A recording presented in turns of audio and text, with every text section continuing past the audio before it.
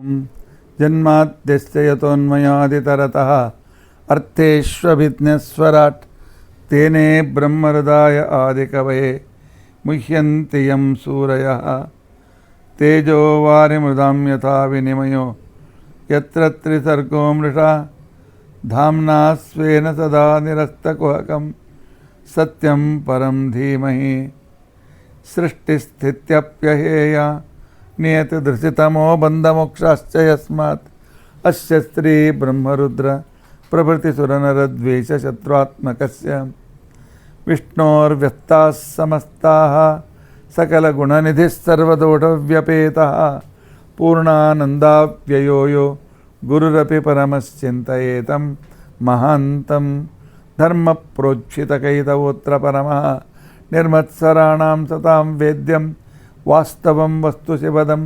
तापत्रयोन्मूलनं श्रीमद्भागवते महामुनिकृते किं वा परैरीश्वरः सद्यो हृत्यवरुध्यतेऽत्र कृतिभिः शुश्रूषुभिस्तक्षणात् निगमकल्पतरुर्गलितं फलं शुकमुखादमृतद्रवसंयुतं पिबत भागवतं रसम् आलयं मुहुरहो रसिकाः भुवि भावुकाः अभ्रमं भङ्गरहितं अजडं विमलं सदा आनन्दतीर्थमतुलं भजे तापत्रयापहं भवति यदनुभावादेडमूकोऽपि वाग्मी जडमतिरपि जन्तुर्जायते प्राज्ञमौले सकलवचनचेतो देवता भारती सा मम वचसि निधत्तां सन्निधिं मानसे च अस्मत्कुरुसमारम्भां टीकाकृत्पादमध्यगां श्रीमदाचार्यपर्यन्तां वन्दे गुरुपरम्परां विद्यायां विबुधाचार्यं वेदज्ञानाब्धिचन्दिरं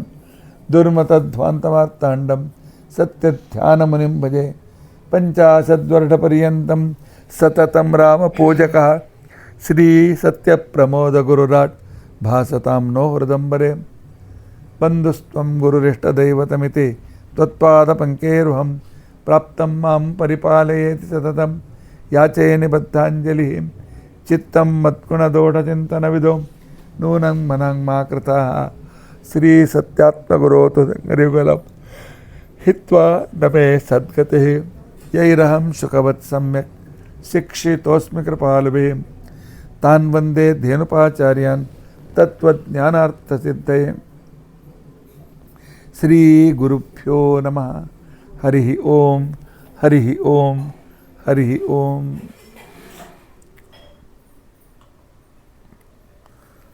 कल हमने देखा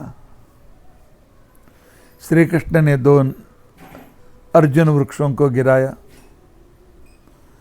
और उस वृक्ष से दो दिव्य व्यक्ति निकले, कुबेर के दो पुत्र नलकूबर और मणिग्रीव, और उन्होंने भगवान की स्तुति कह करके कहा, कृष्ण आप नंद यशोदा का पुत्र नहीं हो और वसुदेव देवका का भी नहीं हो और आप साक्षात भगवान हैं, वैकुंठाधिपति हैं और अजय हैं, नित्य हैं इत्यादि स्तोत्र करके वे चले गए। सबको अचरज, सबको अचरज। तो सब नंद ने फिर उठाया और उसे खाना खिलाया, सब कुछ ठीक हो गया। लेकिन मनुष्य ऐसा होता है, थोड़े दिन में वो भूल जाता है, और भगवान की माया भी ऐसा ही है, तो उनको भुला देते थे। बीच बीच में पूरा अपना तिरस्कार न करे इसलिए मैं भगवान वो दिखाते थे, तो फिर उनको याद दिलाते थे, मत फिर वो भूल जाते थे। एक दिन भगवान श्री कृष्ण खेलते खेलते बलराम के देखते देखते मिट्टी को लिया, खा लिया। बलराम ने उसे डांटा, जाकर के यशोदा मैया से कहा, देखो आपके बच्चे ने मिट्टी खाई। तो यशोदा को बहुत गुस्सा आया, घर में इतना पकवान है, समृद्ध घी है, दूध है, मक्खन है, सब कुछ है, बस तो क्यों मिट्टी क्यों खाया? आई डंडा लेकर, कृष्ण। उसने जानबूझकर, अम्मा क्या है, तूने मिट्टी खाया है? नहीं खाया। तो हाथ क्यों रखा है मुंह को? तो हाथ रखने के लिए मन हो गया इसलिए मैं रखा हूं। नहीं तो मिट्टी खाया है। कृष्ण ने कहा नहीं, मैं नहीं खाया।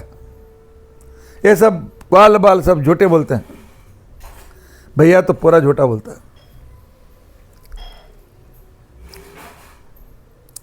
मुंह खोलोगे? खुलवाओगे तो खोलूंगा। क्या बड़प्पन करता है? खोल। बाद में मत बोलना, बंद कर। क्या यशोदा देखती है ब्रह्मांड, उस ब्रह्मांड के अंदर भूलोक, भूलोक के अंदर भारत देश, भारत देश के अंदर अपना गोकुल, उसके अंदर करके कृष्ण खड़ा है, यशोदा देख रही है, वो दृश्य भी अंदर। यह देख करके तो उसने कहा कृष्ण बस बस अपना मुंह बंद करो, मुंह बंद करो। आप भगवान हैं, मुझे मालूम पड़ा, मैं स्वीकार करती हूं आप भगवान हैं। इस तरह बाल लीला कृष्ण दिखाता था। उसने देखा 10-15 दिन हो गए, दाऊ उससे बात नहीं कर रहे हैं, खाने में भी उनको मन नहीं है, आते हैं तो खेलते भी नहीं हैं, गैया चराने के लेकिन सिर्फ आते हैं, बैठे रहते हैं। तो उसको मालूम हो गया क्या चाहिए, क्योंकि अभी तक पूतना, तृणावर्त, शकटासुर आदि उनको कृष्ण ने मारा था। सब लोग कृष्ण की स्तुति करते थे। जब बलराम कृष्ण साथ में थे तो सिर्फ कृष्ण से बात करते थे, तुमने ऐसा किया, तुमने वैसा किया। तो बड़ा होने के कारण उसको मन को लगा मैंने कुछ नहीं किया, मेरा जीवन व्यर्थ है, ऐसा सोच रहा था। इसलिए उसे भी खुश करने के लिए परमात्मा ने डिसाइड किया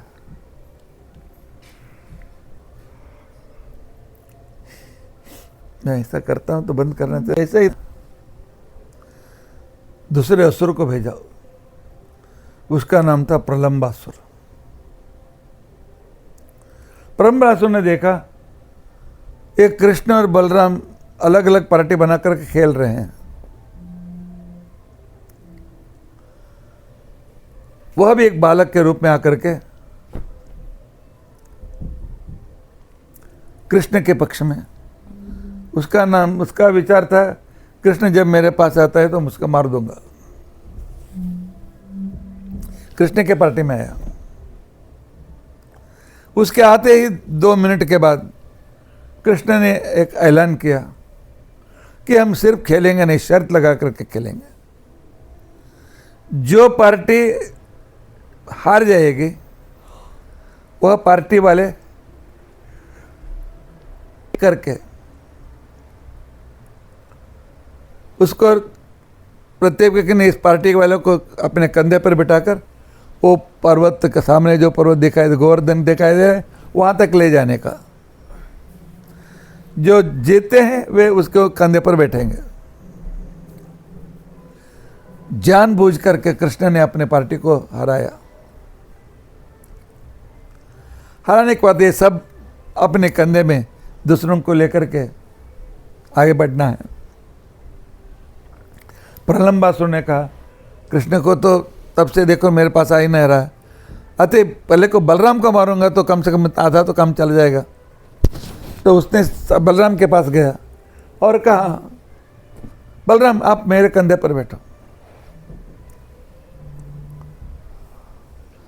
तो कंधे पर बैठ गया। थोड़ा आगे जाने पर ऊपर उड़ने लगा। तो तब बलराम ने कहा, कृष्ण कृष्ण देखो। हाँ मुझे मालूम है, मैं जब बोलता हूं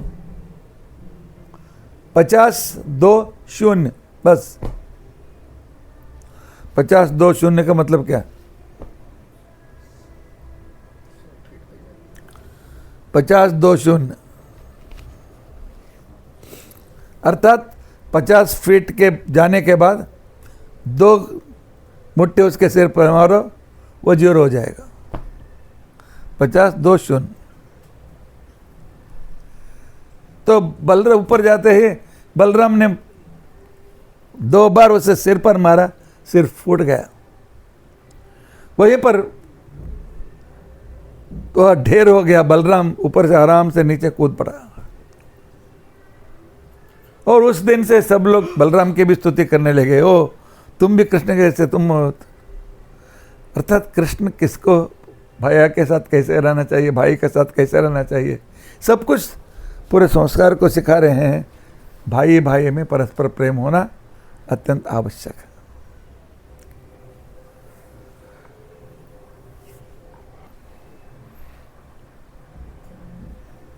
ऐसे गाय चरा आगे चला, अकेले चल रहे। उस समय देखा कि एक बड़ा सरोवर था। सरोवर में 3-4 साल की लड़कियां, छोटी छोटी लड़कियां, अपने पूरे कपड़े को किनारे पर उतार करके पानी में खेल रहे थे। उसे देखकर श्री कृष्ण ने सब कपड़ों को लिया, गांठ बांधा और जाकर के पेड़ के ऊपर बैठ गया और बैठ करके मुरली बजाने लगा। ये सब अपने ऊपर पानी उड़ाओ पुराण मजा कर रहे थे। जब श्री कृष्ण की मुरली सुनाई दी, सब जागृत होकर के देखने लगे। पेड़ पर कृष्ण बैठा हुआ और आकर देखते हैं कोई कपड़ा नहीं। पानी के अंदर आने के लिए, बाहर आने के लिए मन नहीं हो रहा। अंदर पानी से ठिठुर रहे हैं। पानी से बोलते, कृष्णा हमारे कपड़ों को दो, हमारे कपड़ों को दो, हमारे कपड़ों को दो। तो कृष्ण ने कहा, जो गलतियां करते हैं मैं उनकी सहायता नहीं करता। तो गोप कुमार को पूछा, हमने गलती क्या की है? तो कृष्ण ने कहा, गलती क्या की है? अरे किसी भी समय अपने स्नान गृह के अंदर, बाथरूम के अंदर भी बिना कपड़े का स्नान नहीं करने का। जो बिना कपड़े का स्नान करता है वो अगले जन्म में कुत्ता बनता है। बिना कपड़े के घूमो, बिना कपड़े के स्नान किया था ना, पूरी जिंदगी बिना कपड़े के घूमो। तो बिना कपड़े के तुम क्या करते हो? कृष्ण ने कहा, इसलिए गलतियां की हैं, तुम्हें शिक्षा मिलनी चाहिए। नहीं कपड़ा दो, कहीं कपड़ा दो, कहीं कपड़ा दो परमात्मा।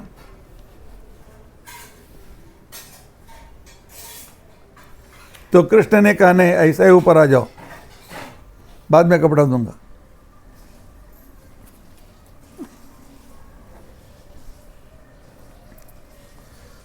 ऐसा थोड़ा सताने के बाद कृष्ण ने उनका कपड़े दिए।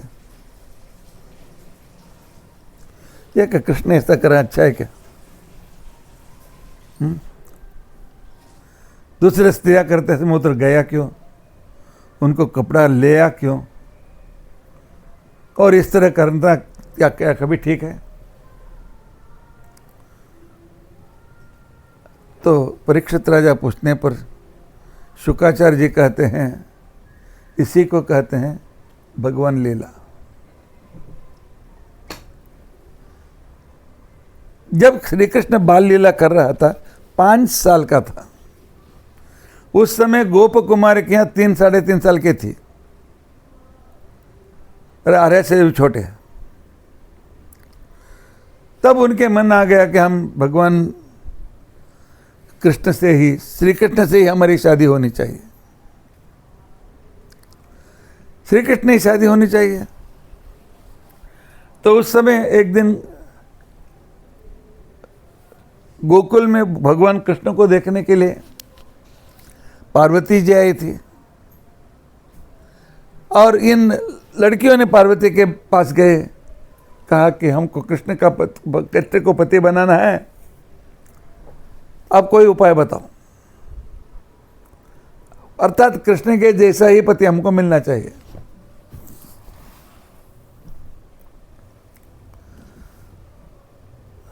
तो उसने कहा कात्यायनी व्रत करो, श्रावण मास में कात्यायनी को बिठा करके तो कात्यायनी व्रत करो। कात्यायनी मतलब दुर्गा का दूसरा एक रूप है, और उसकी कृपा से तुम्हें कृष्ण के साथ शादी होगी, कृष्ण तुम्हारा पति बन जाएगा।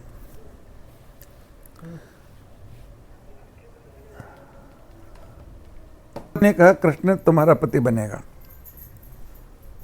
तो पति बनेगा तो पार्वती ने कृष्ण से प्रार्थना की, मैंने उनको वर दिया है, उनसे शादी करनी है तुम्हें। तो कृष्ण ने कहा शादी मुझसे शादी करनी है तो नियम से रहना चाहिए। वे सब गोप कुमारी के यहाँ अप्सरा स्त्रियां थी। तो भगवान ने उनसे तो नियम से रहना सिखाने के लिए स्त्रियों को क्यों, पुरुषों को भी बिना कपड़े नदी में स्नान नहीं करना चाहिए, बाथरूम में भी नहीं, शरीर के ऊपर कपड़ा रहना ही चाहिए। इसलिए हम भगवान के पंचामृत अभिषेक के समय बोलते हैं एक कपड़ा रहना चाहिए शरीर के ऊपर।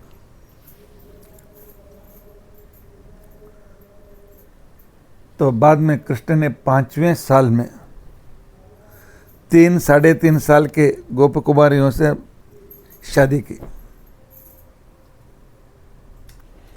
और उस कन्याओं में श्री कृष्ण को 1 लाख, कहीं पर 10, महाभारत में 10 लाख लिखा गया है, तो 1 लाख संतान उसे प्राप्त हो गया, और उन्हीं को नारायणी सेना उस तरह नाम दिया था। बाद में सहायता मांगने पर श्री कृष्ण ने उनको सबको कौरवों के पक्ष में भेज दिया। तो इस तरह श्री कृष्ण ने अपनी लीला दिखाई। 5वें साल में 1 लाख बच्चों को प्राप्त करना वो आदमी का काम नहीं है, यह भगवान है। कृष्ण के अवतार की विशिष्टता है, पत्ते भर एक पग पग पग पर श्री कृष्ण दिखाते हैं कि मैं भगवान हूं, मैं सामान्य व्यक्ति नहीं हूं, मैं परमात्मा का अवतार हूं, इस तरह वे दिखाते हैं।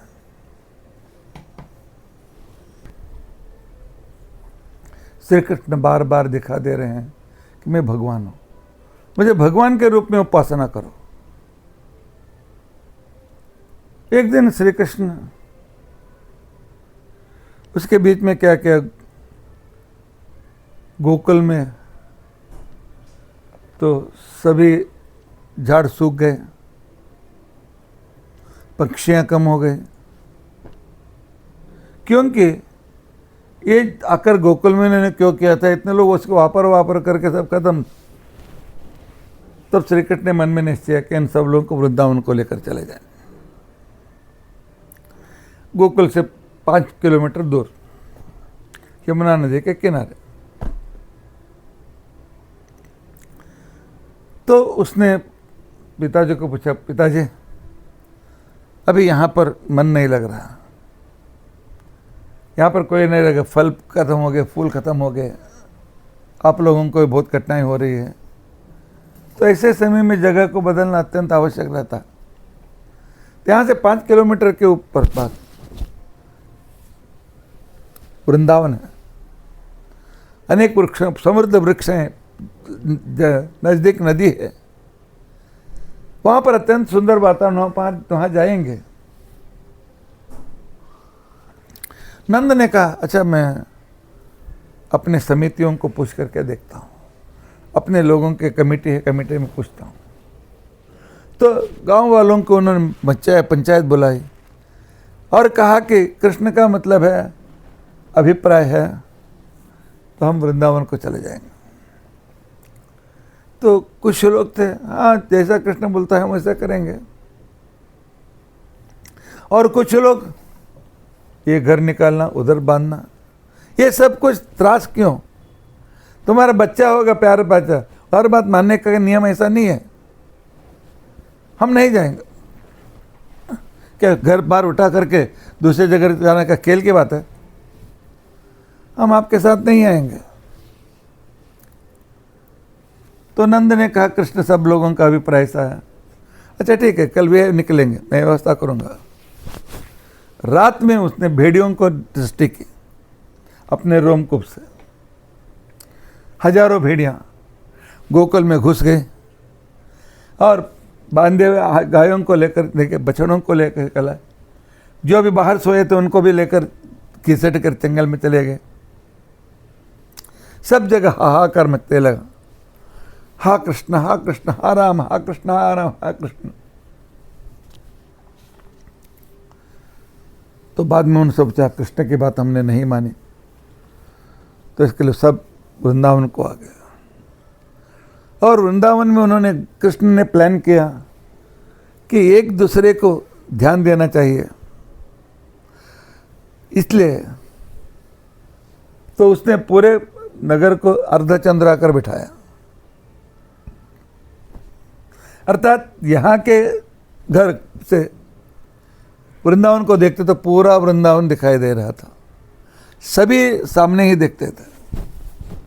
ऐसे सुंदर वृंदावन वर्णन किया गया है, उसमें भी कुछ नाम आ गए हैं। जो भी अनिषिद्ध पदार्थ हैं उन सब का विवरण तो उस संदर्भ में मिलता है भागवत में।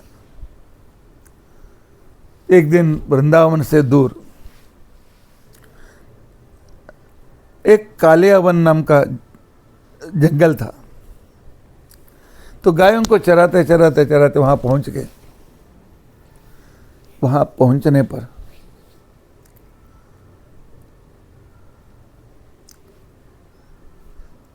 श्री कृष्ण मुरली बजा रहा था और दूसरे गोपालक इधर उधर जा रहे थे। उस समय चिल्लाने की आवाज आ गए, कृष्ण बचाओ कृष्ण बचाओ कृष्ण बचाओ। क्योंकि पहले एक आदमी उधर जाकर प्यास से पानी पिया था और मर गया था, और दूसरे को मरते हुए वो बचा, मतलब वहां से चिल्ला रहा था, बचा लो बचा लो बचा लो बचा लो। श्री कृष्ण ने सबसे कहा कि हम जाएंगे। एक मछली ने हाथी को पकड़ लिया, अभी नहीं पहले, और श्री कृष्ण ने कहा हम बचाएंगे, हम चलेंगे। देखा अनेक गाय भी मूर्छित होकर गिर पड़े थे, बालक गिर पड़े थे। तो श्री कृष्ण ने गुस्सा का व्यक्त किया और वहाँ कदम वृक्ष था, कदम के वृक्ष पर चढ़ गया और कालिया, जहाँ पर यमुना के भाग में कालिया रहता था, उसमें कूद गया। तो अपने घर में कोई एक व्यक्ति आया है देख करके कालिया ने तो अपने पूंछ की ओर के भाग से उसे बांधने की कोशिश की, लेकिन श्री कृष्ण उस बंधन में नहीं आए, यहां से वहां, वहां से यहां दौड़ जा रहे थे। कुछ समय होने के बाद कृष्ण ने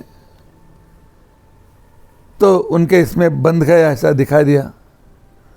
यह मत जब मालूम हो गया तो कालिया तो उसके काटने के लिए आगे आया, अपने हजारों मुंह को आगे बना करके आगे जब आया, कृष्ण ने वहां पार होकर उसके सिर पर चढ़ गया और कालिया पर नर्तन करने लगा। धिकताम धिकताम धिकताम, उसका नाचना शुरू हो गया। एक यहाँ पर, एक यहाँ पर, एक फने पर से दूसरे फने पर, दूसरे फने पर तीसरे फने पर, ऐसे कूदते कूदते वे अपने नृत्य कर रहे थे। तो भगवान के इस दृश्य को देखने के लिए सभी देवता आकाश में हाउसफुल, और नृत्य की देवता नटराज, तो विष्णु महाराज, भगवान विष्णु स्वयं, उसके बाद शंकर, और प्रसिद्ध हैं शंकर ही नटराज इस नाम के प्रसिद्ध हैं। वे आकर देखने लगे, अरे मुझे भी स्टेप मालूम नहीं, तो कहाँ से नर्तन कर रहा है, क्योंकि शाम के सिर के ऊपर ये पहला नंबर उसने नर्तन किया था, उसके पहले किसी ने नहीं किया था। यह तो नर्तन कर रहा था श्री कृष्ण के भार से, और नर्तन बार बार नर्तन करने से कालियों के मुंह से सब विष बाहर आने लगा, वो निश्चक्त हो गए। यह अब जानकर के उनकी पत्नियां, नाग पत्नियां ऊपर आई, कृष्ण के स्तोत्र करने लगे, भगवान आप सर्वोत्तम हैं, सर्वश्रेष्ठ हैं, प्यारे हैं, और परमात्मा हमारी मनोकामना पूर्ण करो, हमारे मनोकामना पूर्ण करो। तो कृष्ण ने कहा, आपकी मनोकामना क्या है, क्या पूर्ण करना चाहिए? यह कालिया नाग हमारा पति है, हमें वैधव्य मत दो, इसे जान से मत डरो। तो किसी तरह से आप रक्षक हैं, त्वमेव माता च पिता त्वमेव, आप ही हैं, तो इसके बाद आपकी रक्षा, आप रक्षा कीजिए। तब उसने कहा कि यदि यह कालिया यहाँ से निकल करके नागों के लिए रमनमी ने एक नगर बना दिया है, उसका नाम है रमणक द्वीप, उस रमणक द्वीप में अपने वहां जाकर रहना पड़ेगा। तब कालिया ने कहा, कृष्ण यह साध्य नहीं, ऐसा लगता है मुझको, क्योंकि हम सब, मैं पहले वहीं पर रहता था, रमणक द्वीप में ही रहता था। एक बार वहां पर गरुड़ पक्षी आया, भूख लगा था, जो भी सांप उसके दिखाई दे पकड़ता था, खाता था, पकड़ता था, खाता था।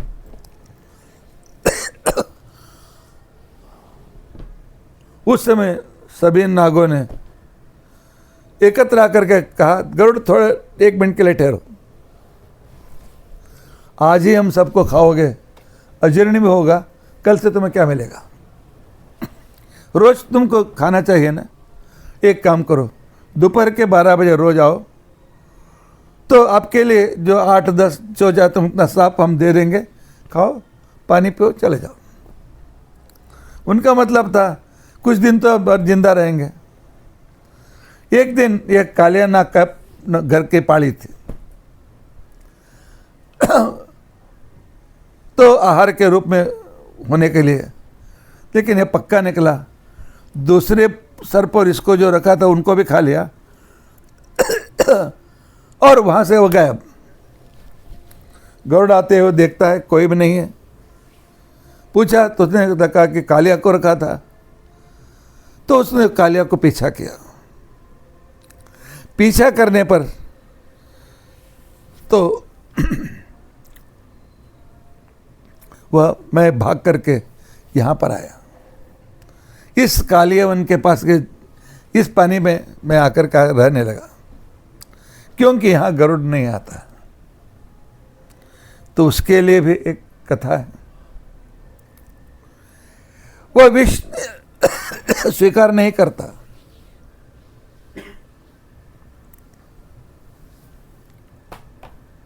क्यों?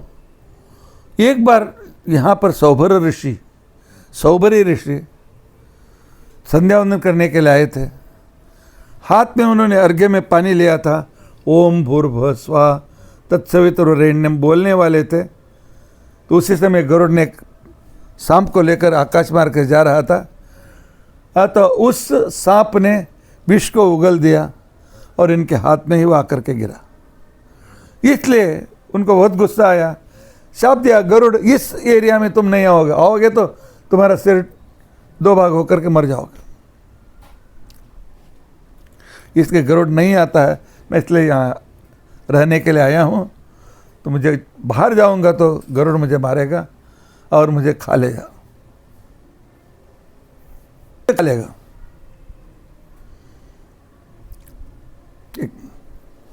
आएगा तो तुम मर जाओगे, इसके लिए मैं यहाँ रहता हूँ। तो वहाँ से बाहर जाऊँगा तो गरुड़ मुझे खाएगा। तब श्री कृष्ण ने कहा अभी नहीं खाएगा, तुम्हारे हर एक फने पर मेरे पैर के चिन्ह पड़े हैं, यदि गरुड़ आएगा तुम्हें देखेगा, मेरे पैर के चिन्ह को देख करके वह तुमको नमस्कार करके जाएगा, इसलिए यहाँ पर निकल जाओ। तो परिवार के साथ कालिया चला गया। चलाने के बाद तो जब यह श्री कृष्ण कालिया जगह में कूद गया, मालूम पड़ा उस दिन बलराम साथ में नहीं आए थे, तो लोगों ने जाकर के कहा कृष्ण कालिया के यमुना में वह कूद पड़ा है। तो नंद यशोदा घबरा करके आए, रो रहे थे, बचाओ बचाओ बचाओ। तो कृष्ण उनको भेज कर आने के लिए 3-4 बज गए और कृष्ण को अपने प्यार किया, बहुत किया, ऐसा साहस मत करो, ये सब कुछ बातचीत हुई।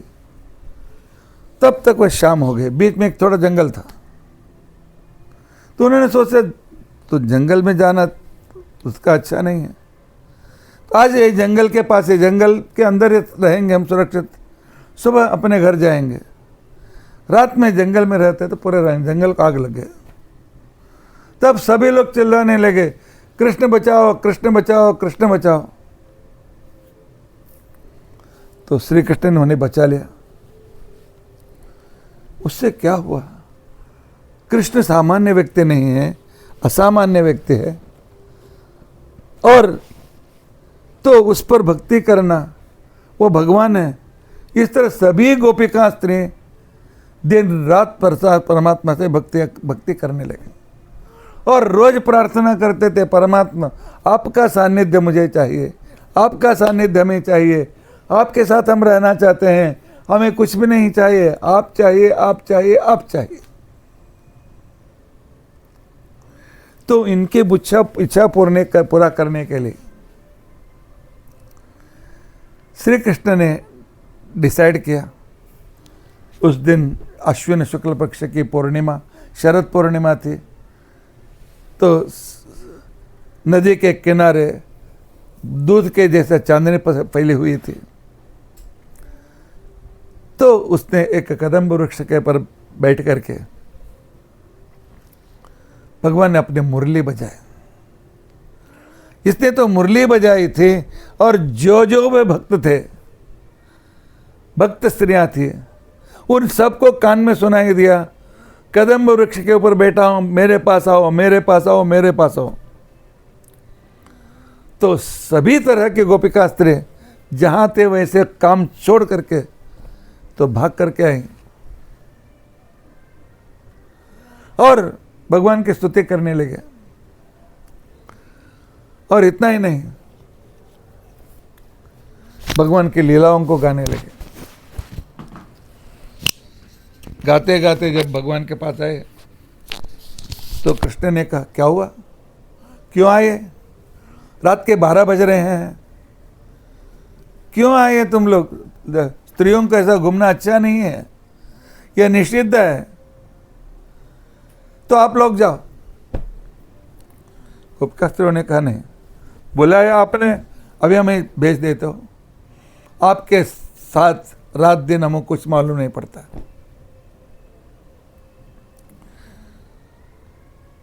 कृष्ण आपसे प्रियति है, हम हमारे साथ नाचो गानो और हमें रासलीला का अनुभव दे दी। तब परीक्षित प्रश्न तो पूछता है कि यह क्या ठीक है क्या? आदर्श पुरुष के लिए योग्य है क्या? ये सभी स्त्रियां एक दो को छोड़कर विवाहित थी, विवाहित परस्त्रियों के साथ नाचना कूदना, ये सब कुछ करना, यह कहाँ का न्याय है? क्या भगवान पूरे संसार को यही संदेश देना चाहते हैं कि परस्त्रियों के साथ तुम चढ़ करो, खेलते रहो? क्योंकि श्री कृष्ण ने करके दिखाया। तो उसके लिए श्री कृष्ण ने की महिमा ऐसी थी, वो उसने किया। परीक्षित कहता मुझे अभी पसंद नहीं पड़ा है, श्री कृष्ण रास क्यों खेलता है, रास क्रीड़ा क्यों की परस्त्रियों के साथ। तो तब विदुर को मैत्रेय, परीक्षित को शुकाचार्य समझा रहे हैं, यह एक बहुत बड़ा इतिहास है, इसके पीछे बहुत बड़ा अर्थ है। अभी समय पूरा होने के कारण रास क्रीड़ा क्या है, कृष्ण ने क्यों किया, क्या यह ठीक था, परस्त्रियों के साथ गाना कूदना योग्य है क्या, उसका उत्तर हम कल सुनने की कोशिश करेंगे।